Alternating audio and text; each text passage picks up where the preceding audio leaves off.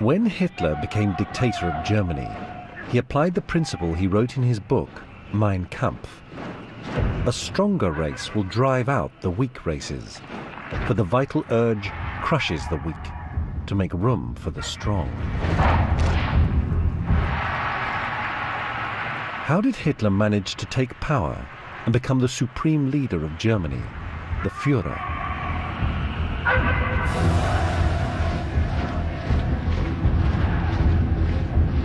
To tell this story, the best footage of the rise of Adolf Hitler has been painstakingly transformed using digital techniques into color.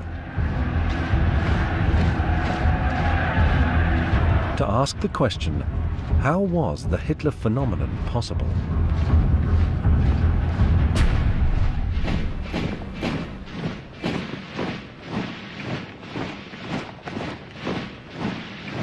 Nuremberg, 1929. This Nazi Party rally was the real beginning of what German playwright Bertolt Brecht called the resistible rise of Adolf Hitler. The devastating economic crisis originating with the Wall Street crash in the United States caused havoc throughout the world, particularly in Germany.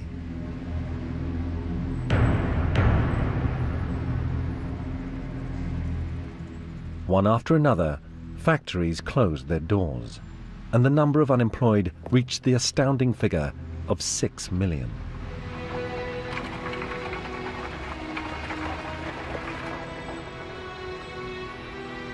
Out of despair, many Germans turned to the Nazis or to the communists, who also had their paramilitary troops, complete with uniforms.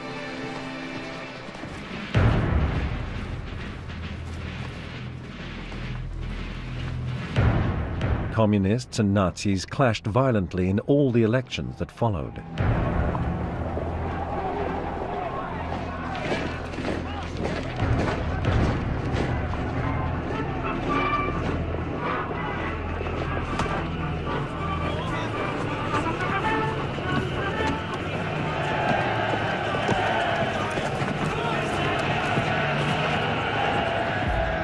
Hitler provoked disorder, while at the same time claiming to be the only man capable of stopping it. This tactic proved effective.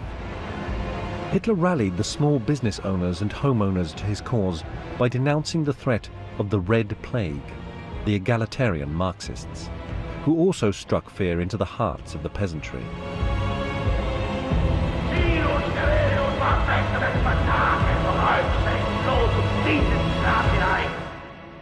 The result? 100 elected Nazis entered the Reichstag, the German parliament. Hitler was now the leader of the country's second political party, after the Social Democrats. Yet the upper classes, who despised Hitler, weren't particularly worried. They carried on living a lifestyle isolated from the mass of the German people. They saw no reason why things should change.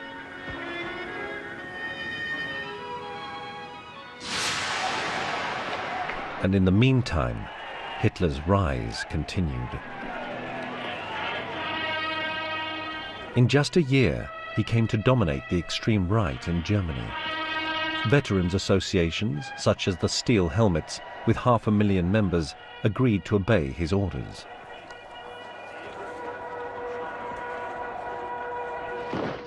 Behind his domineering posturing, Hitler hid a terrible secret. He had just emerged from a scandal which might have finished him. Rumors of a personal drama were circulating in the press.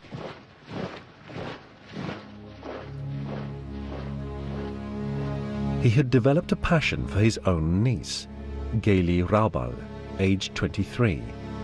He loved her irrationally, possessively.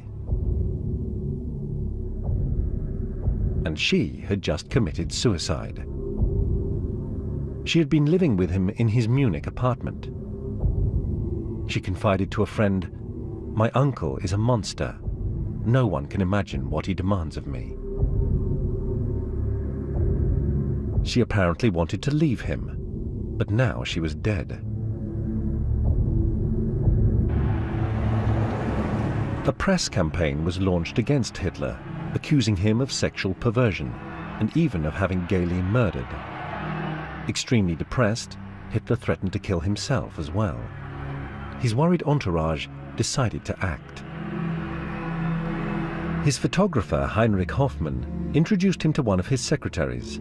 She resembled Gailey. Her name was Eva Braun. She was 19 and already quite worldly. She seemed to fit the bill.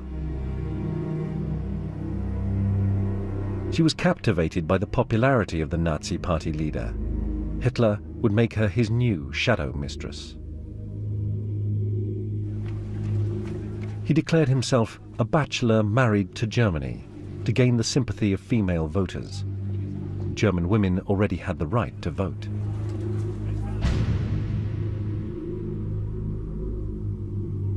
Eva Braun was above all a sports enthusiast.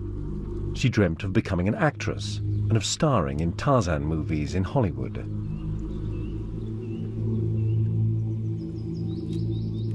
With her behind him, Hitler recovered his combativeness as a politician at a time when the end of the mandate of Germany's President Hindenburg was drawing near. Hitler was among the candidates to succeed him in 1932. Barely 10 years after his attempted putsch and imprisonment, Hitler was on the verge of becoming president of Germany. Germans were subjected to an intensive poster campaign. Nazi propaganda chief Joseph Goebbels said, "Let us be grandiose."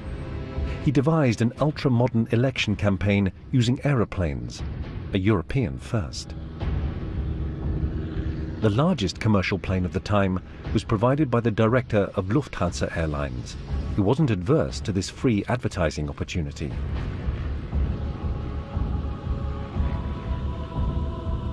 Hitler, wearing a leather helmet, embarked on a tour of 100 German towns to gauge his popularity.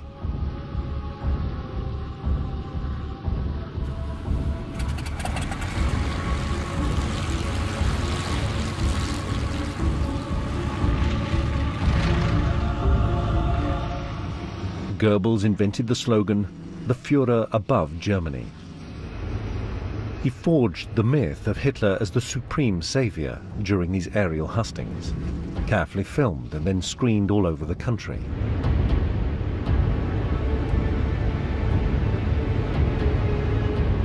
But Goebbels could not relax yet. The campaign cost a fortune, and the industrial barons were still wary of Hitler's violent methods. The Nazis had to charge everyone who came to listen to Hitler the equivalent of a £1 entry fee. This didn't discourage people. On the contrary.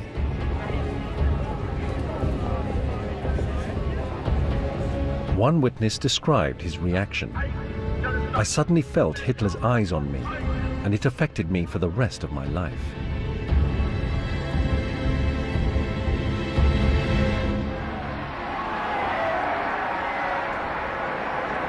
A week before the presidential elections, Hitler brought together 100,000 Berliners sick of the traditional parties, who appeared incapable of solving the crisis.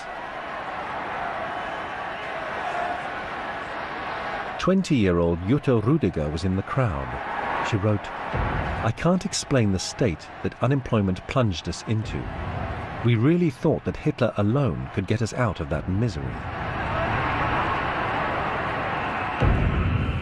Sie reden nicht von den Zehntausenden, die Jahr für Jahr den Gashahn aufdrehen, nicht weil es ihnen zu gut geht. To the amazement of many, Hitler became a serious candidate for the presidency. The press had a field day. On the right, Hitler was seen as the modern political hero. On the left, the insults were more personal.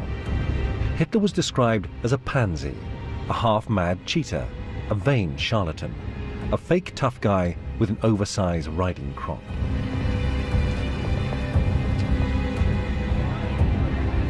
The outgoing president, Marshal Hindenburg, although a reactionary monarchist, was supported by the left.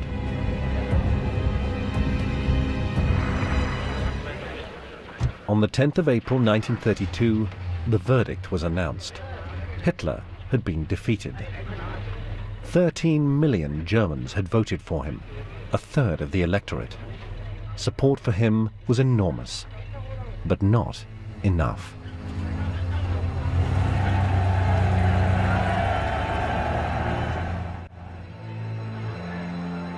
April 1932. Hindenburg has been re-elected as President of Germany thanks to the Social Democrats. But he wanted to be free of his dependence on them, so he called a new election. And Hitler, continuing his resistible rise, started campaigning again. As he gave up to 5 speeches a day, his entourage was reeling. One of his associates said, "We were like seconds who have to get their boxer back into shape between rounds." But Hitler fed off the crowds. He was carried away by his own virulent oratory. Die Gegner werfen uns Nationalsozialisten vor, und mir insbesondere, dass wir intolerante, unverträgliche Menschen seien. Wir wollten, sagen sie, mit anderen Parteien nicht arbeiten. Die Herren haben ganz recht. Wir sind intolerant. Ich habe mir ein Ziel gestellt, nämlich die 30 Parteien aus Deutschland hinauszufegen. For Hitler, the first party to eliminate in the 1932 election campaign was the Communist Party. The stormtroopers were given the task. They were now 400,000 strong. They financed themselves, paying for their own uniforms and equipment. They hated the humiliations of the Versailles Treaty and believed that only Hitler would stand up and build a new Germany. There was great companionship and solidarity among the men who formed the SA legions. Goebbels invented an idol to inspire them, Horst Wessel, a petty crook from Berlin who had become leader of an assault brigade. Killed by the communists a year earlier, he was now made into a martyr for the Nazis. Speaking at his elaborate funeral ceremony, Goebbels compared this man's sacrifice to Christ's. He commissioned music for what he called the last poem of the dead SA member and made it the official anthem of the Nazi Party. The Horst Wessel Lied, the song of Horst Wessel, the credo of violence.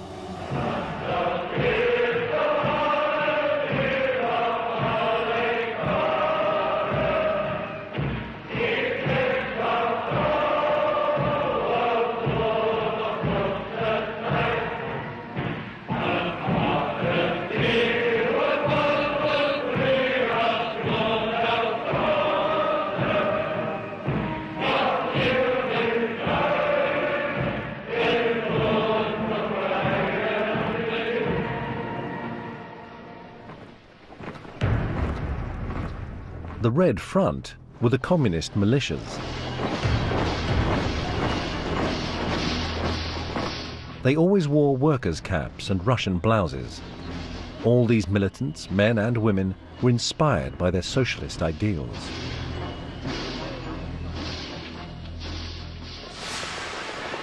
July 1932, the bloody summer of the election campaign. The SA stormtroopers, with the complicity of the police, provoked street battles with the communists. 100 dead and 1,000 wounded was the toll among the communists. Many Germans, exhausted by the disorder and the government's powerlessness, approved of the Nazis' violent acts. The result, 230 Nazis were elected to parliament. Hitler was now leader of the country's strongest political party.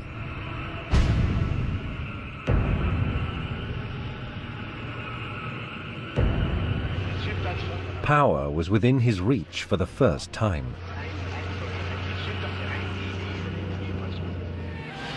Quickly, however, euphoria gave way to disappointment. President Hindenburg refused to name him Chancellor, head of the government. Hindenburg told Hitler, "Before God, my conscience, and the fatherland, I cannot hand over power to a party as intolerant as yours.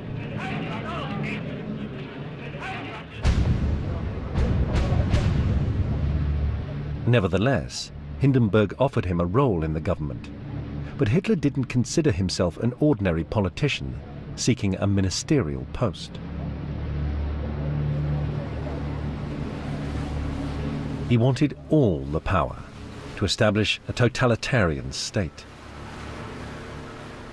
In a few weeks, Goebbels, the head of the vast Nazi parliamentary group, was able to paralyze democratic procedure.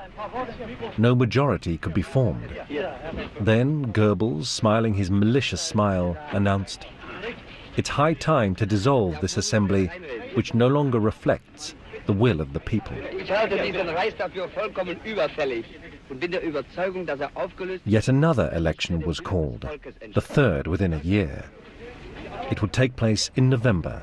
Hitler saw it as another chance to make gains. Ich habe die Energie und die Zähigkeit gehabt, von den damaligen 1000 Mann vor 10 Jahren bis heute 14 Millionen zu machen. Und ich werde aus den 14 Millionen die 20 und die 30 Millionen machen.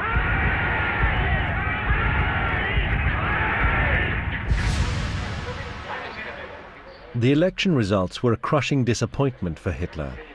Surrounded by his personal SS Guard, he brooded over his failure. He had lost 2 million voters and 40 seats.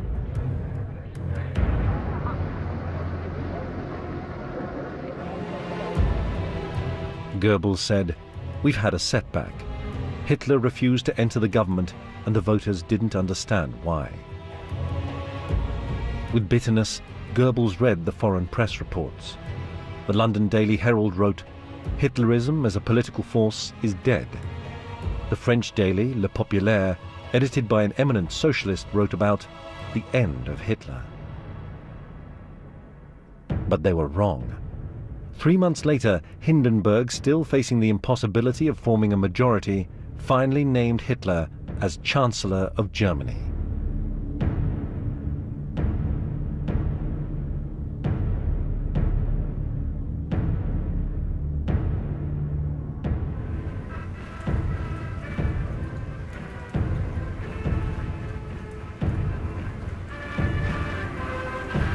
To achieve his end, the wolf had disguised himself as a lamb. Hitler reassured Hindenburg by asking for only 2 ministerial portfolios for the Nazis. For the Ministry of the Interior to go to a Munich policeman named Wilhelm Frick,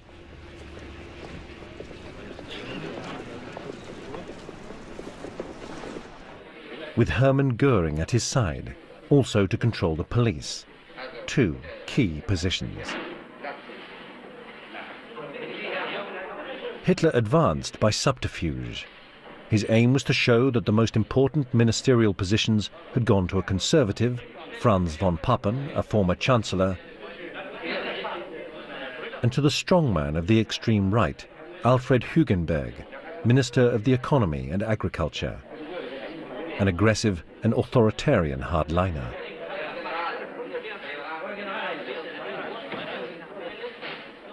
Hitler called his government the Cabinet of National Concentration, to make it sound like a national coalition rather than a predominantly Nazi government. This reactionary body believed it could control Hitler.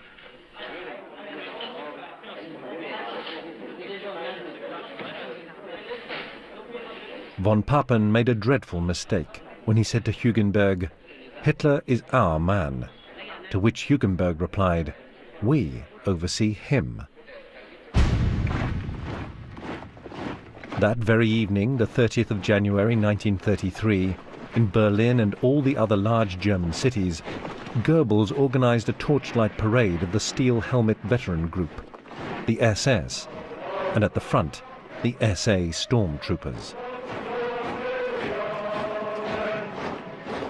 Goebbels declared that 1 million people marched in the parade, but the British military attaché estimated them at less than 15,000 marchers, made to go around in circles for hours by Goebbels.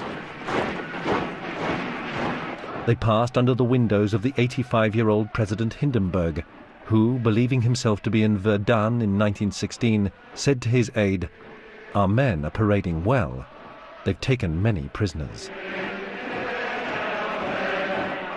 Hitler, at the Chancellery, received the frenzied tribute. A Berlin schoolteacher looked on and said, "I heard people shouting, 'Death to the Jews! Jewish blood will gush under the knife.'" Goebbels concluded, "It's like a fairy tale." But this fairy tale did not have a happy ending. In February 1933, at the Berlin Sports Palace, Hitler delivered his first speech as Chancellor.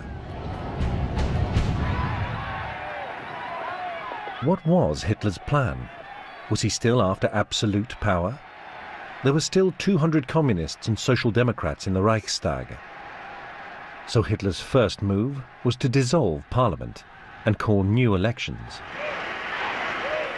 His speech, filmed and broadcast on radio, was an appeal to all voters, even those on the left. Und jede felsenfeste Überzeugung, dass eben doch dann einmal die Stunde kommt,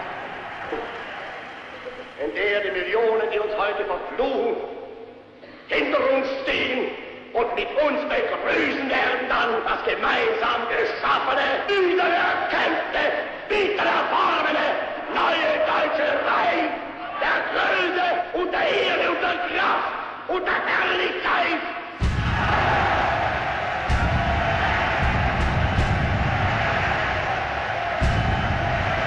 With this relatively conciliatory speech, Hitler continued to advance wearing a mask. Goebbels, however, wanted to stress the fundamentals, anti-Semitism and violence, for the Nazi voter base. Und wenn die jüdischen Zeitungen heute glauben, auf versteckte Drohungen die nationalsozialistische Bewegung einschüchtern zu können, sie sollen sich hüten. Einmal wird unsere Geduld zu Ende sein und dann wird den Juden das freche Lügenmaul gestopft werden.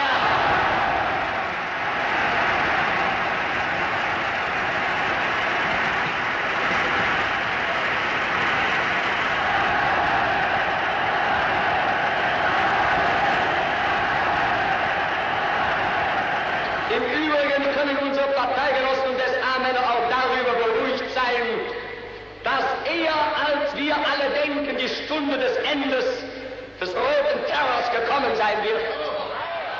Und wir werden den Herren vom Karl-Liebknecht-Haus bald Töne beibringen, die sie noch niemals vernommen haben.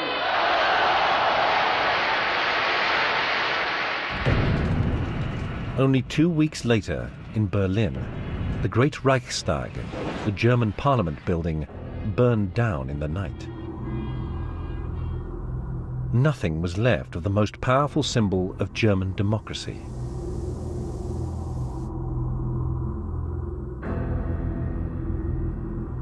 The investigation carried out by the police under Göring arrested a 24-year-old Dutch communist named Marinus van der Lubbe. He was charged with arson. Quickly found guilty, he was executed. But it was the Nazis who were able to profit from this crime.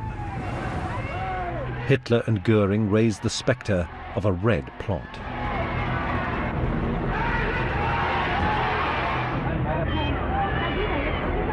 Göring had 4,000 communists arrested, including all the party leaders.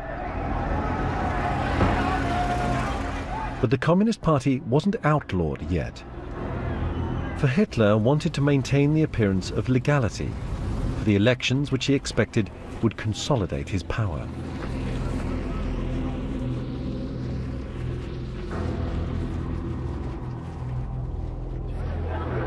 The Germans, fed up with election campaigns and disorder, witnessed scenes of the stormtroopers in action all over the country to protect the population from communist attacks, as the Nazis put it. There were over 1 million stormtroopers. Now armed, they had the status of auxiliary police officers. Across Germany, they took up positions in front of the headquarters of leftist parties and workers' unions. Once again, they fomented violence, while Hitler continued to play the electoral card to reassure an increasingly exhausted President Hindenburg.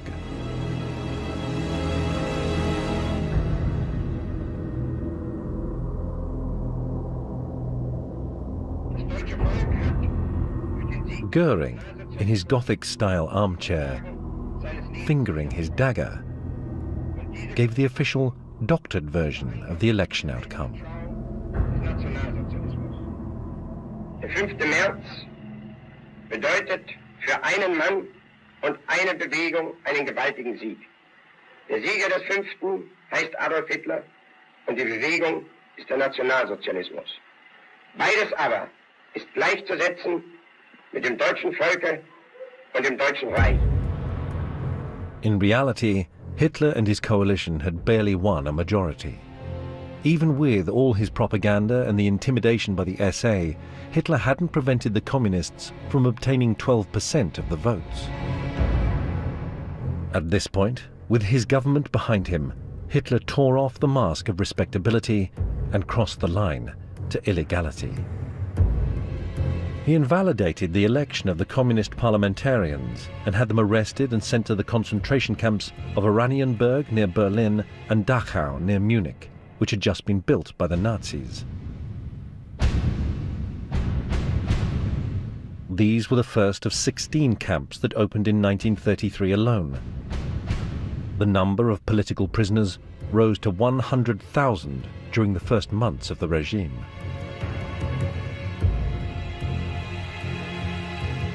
A communist student recalled, "The guards whipped the prisoners and pushed us into freezing water. We always feared for our lives, night and day." The Nazi version was that these parliamentarians, senior civil servants and union leaders were all being re-educated. The shadow of dictatorship began to spread across Germany. Since the Reichstag had burned down, Hitler staged the new parliament in the Royal Opera House, surrounded by the SA, and demanded unlimited powers. The communist members were not there. Most were in the camps. The 94 Social Democrats who were still present managed to summon up the courage to vote against Hitler. But they too were arrested and sent to the camps, or forced to flee the country. 441 members from the extreme right to the Catholic center listened to Hitler's long, rambling speech intended to bolster people's illusions. As always, he promised the earth, the end of unemployment, relief for peasant farmers, respect for the law, and above all, peace. The Assembly then voted for its own demise by granting Hitler full powers for 4 years. No longer could President Hindenburg challenge the Chancellor's decisions. To the sound of cheering, democracy died in Germany.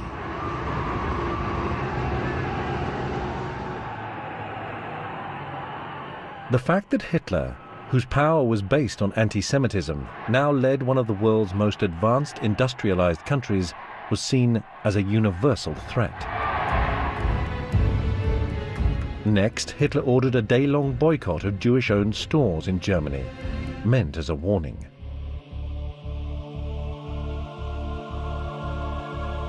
An amateur filmmaker, with the assistance of his wife, tested the determination of the Nazis posted in front of Jewish-owned businesses.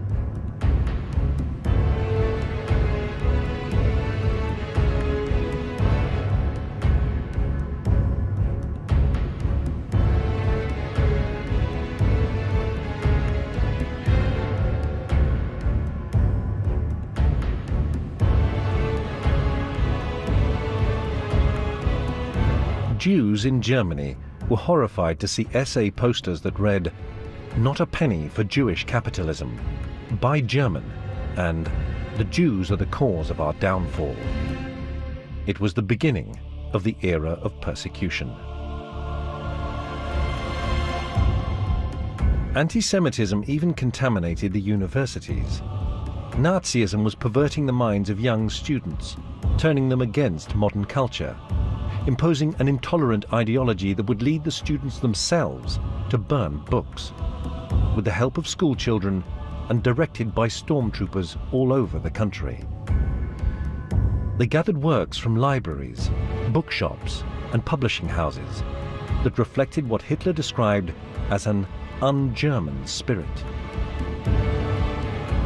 On the Nazi blacklist were authors like Karl Marx, Sigmund Freud, Stefan Zweig, and 300 others, mainly Jewish or communist writers. 12,000 titles were condemned. Hundreds of thousands of copies were to be burnt, and the stormtroopers prepared the pyres.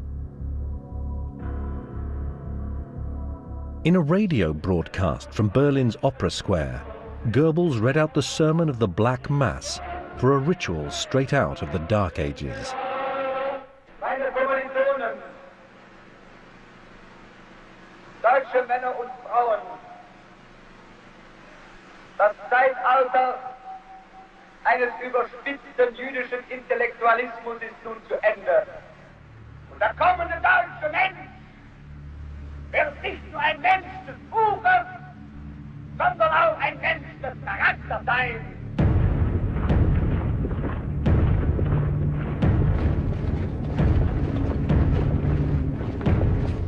A young Berliner was present at the Nazi burning of the books. She described the scene. The essay and the students shouted out the book's title and its author's name. They stated if the author was Jewish, a pacifist, a feminist, or simply a modernist. They would recite, "We consign you to the fire," and would throw the book into the flames. I was dumbfounded and deeply outraged, since we had read and discussed in class many of the works that ended up in the fire.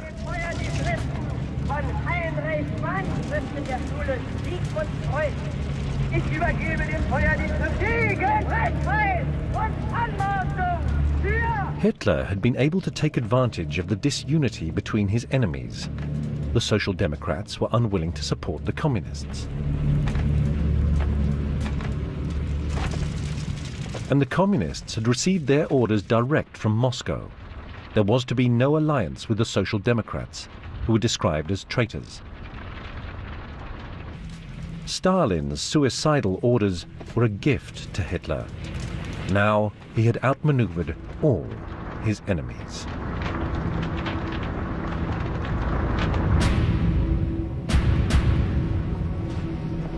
Step by step, Hitler was able to seize absolute power in Germany.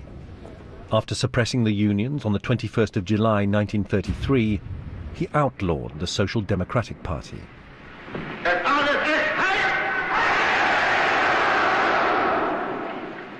Die große Zeit ist jetzt angebrochen. Deutschland ist nun erwacht. Die Macht haben wir nun in Deutschland gewonnen. Nun gilt es, das deutsche Volk zu gewinnen. The German people, for their part, went away on holiday. Now the Nazi Party was the only legal party. Its anti-Semitic slogans didn't appear to stir up many people. They seemed largely indifferent to the fate of their Jewish compatriots, who, after all, only numbered 500,000, less than 1% of the population.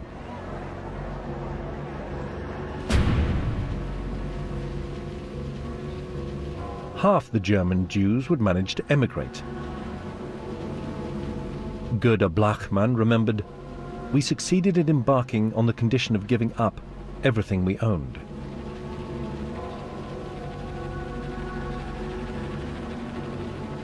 The poorer German Jews would be stuck in Germany. They would be deported to the eastern ghettos and finally exterminated in the camps.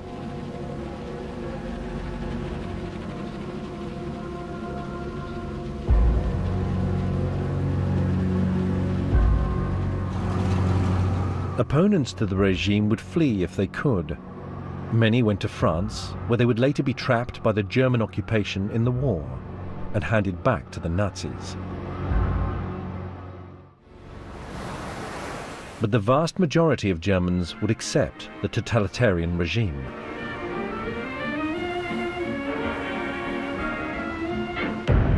Some would begin the day by hoisting the swastika flag, Germany's official emblem.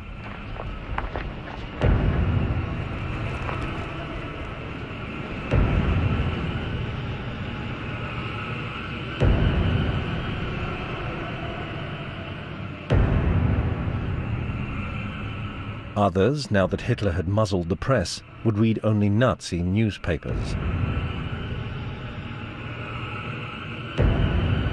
Their daughters, too, would learn the compulsory salute. Their sons would enter the Hitlerjugend, the Hitler Youth Movement, which would hone their aggressive tendencies. At school, teachers would show pupils how to handle weapons.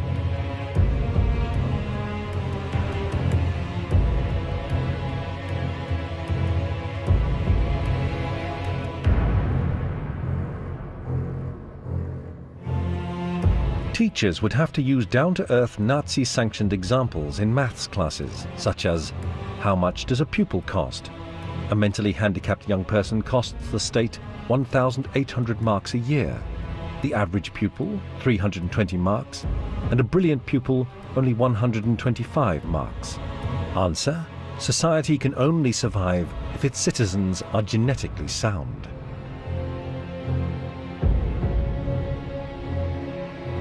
The older daughters would join the BDM, the Bund Deutscher Mädel, the League of German Girls. It trained girls to be good wives and to bear many little soldiers. But Hitler was not yet the unchallenged supreme leader. He still had to promote himself and his party through propaganda films like Victory of Faith, on the first rally since the taking of power by the Nazi Party, now the only party. Hitler was well served by the talents of the young film director Leni Riefenstahl, who charmed him with her energy and beauty. With brilliant photography and lighting techniques, she glorified the new god. She gave him a new mystique, the mystique of the leader, of power, which also elevated his apostles like the most loyal of the loyal, Rudolf Hess, one of the writers of the anti-Jewish laws.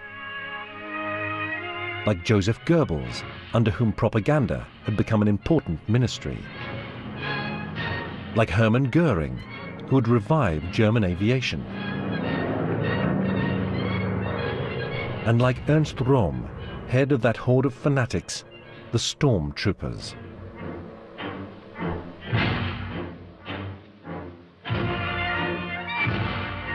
No one could have imagined that this film would be banned a year later, because Röhm, even though he had been Hitler's accomplice since the failed putsch of 1923, was to be denounced as a traitor.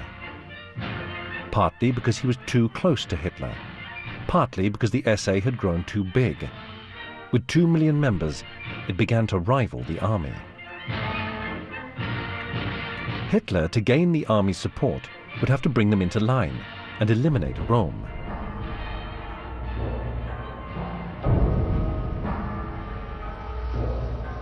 In the summer of 1934, Hitler observed the maneuvers of the German army, reduced by the Treaty of Versailles to 100,000 men, few in number, but well trained.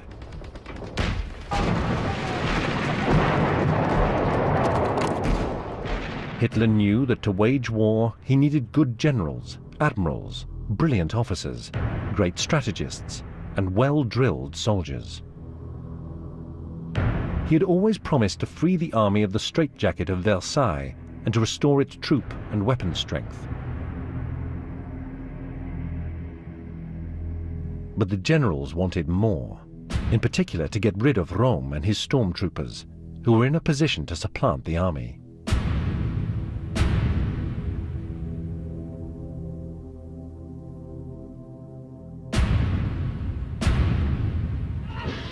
Röhm was also harshly criticized for having delusions of grandeur.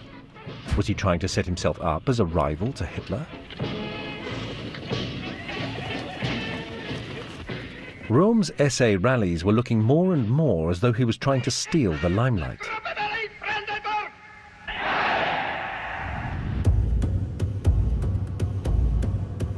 Hitler and Röhm had been partners for 15 years, but Hitler did not hesitate. He would eliminate Röhm under the pretext that he was planning a coup d'etat. Hitler then chose his executioners: Himmler, head of the SS, Heydrich, head of the Gestapo, Sepp Dietrich, who led the Führer's bodyguard.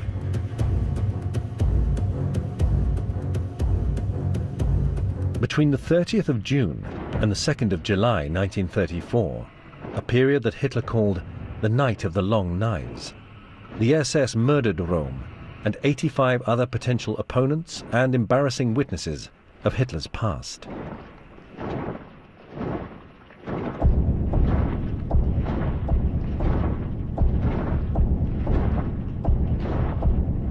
With Röhm gone, the stormtroopers lost all their influence and were deployed only to keep order. The army was satisfied, as were the industrial barons. Sepp Dietrich was promoted an SS general. When Leni Riefenstahl directed her next film, Triumph of the Will, on the Nazi Party rally of 1934, only black SS uniforms were seen, marching behind Himmler.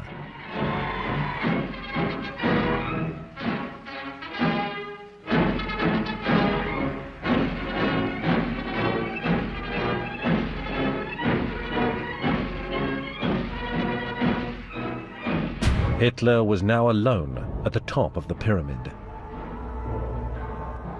A month after the Night of the Long Knives, the last president of the Republic, Marshal Hindenburg, died, aged 87. Democracy had been dead and buried for a long time. Germany continued its march towards totalitarianism. Hitler now became commander of the armed forces. His power was finally absolute. Every soldier had to swear an oath of loyalty to the Führer, our leader, and the leader of the German people, Adolf Hitler. Hitler and the Nazis were good at taking credit for the successes of the Weimar Republic, such as the famous Autobahns, which became showcases for the Nazi regime. Next, Hitler and his cohorts would strike by passing the Nuremberg race laws, denying basic human rights to all Jews. He would burn synagogues to the ground in Kristallnacht, a prelude to the final solution.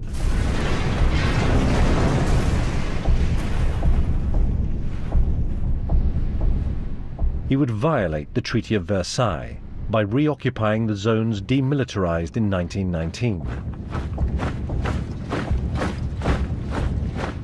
The weakness shown by the lack of reaction from Britain or France would lead Mussolini to draw closer to Hitler, allowing him to annex Austria, the next step in what he called his mission, to integrate all the German-speaking peoples into a greater Germany.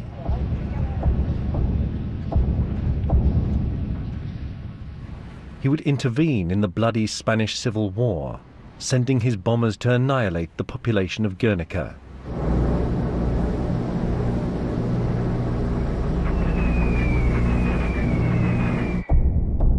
Ensuring victory for Franco's fascists over the Spanish Republicans.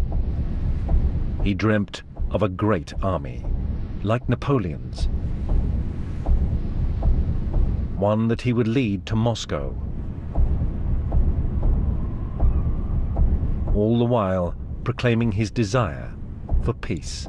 Wir wollen einst ein Reich sehen, und ihr müsst euch schon dafür erziehen. Wir wollen, dass dieses Volk einst gehorsam ist, und ihr müsst euch in den Gehorsam üben.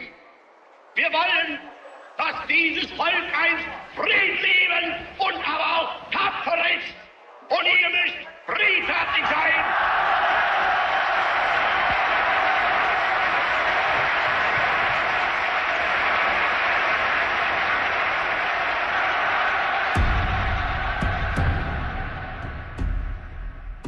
The German people, drained by Nazi pomp and propaganda, would begin to lose contact with reality.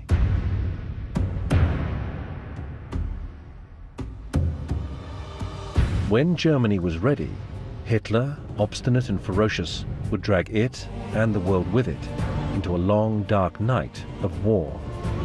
50 million people would die.